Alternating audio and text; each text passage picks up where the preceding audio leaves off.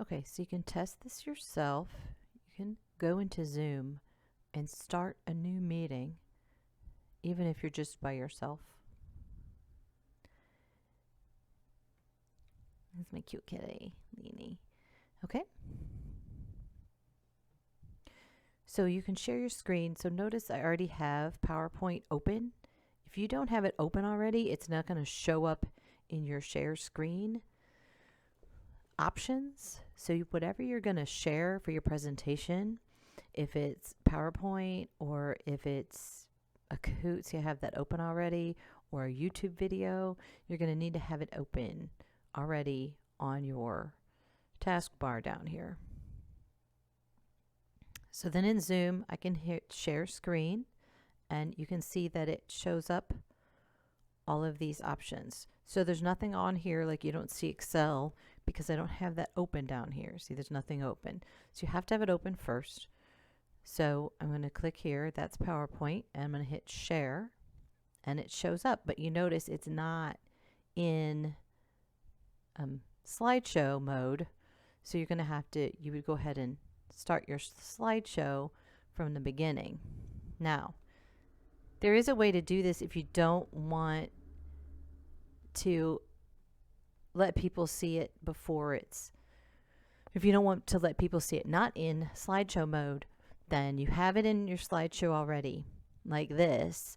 And to get back to Zoom and everything, you're going to right click and go to screen and show taskbar.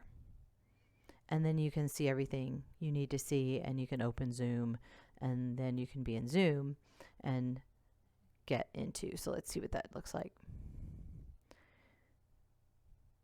So if I have PowerPoint, there I have it in slideshow view now.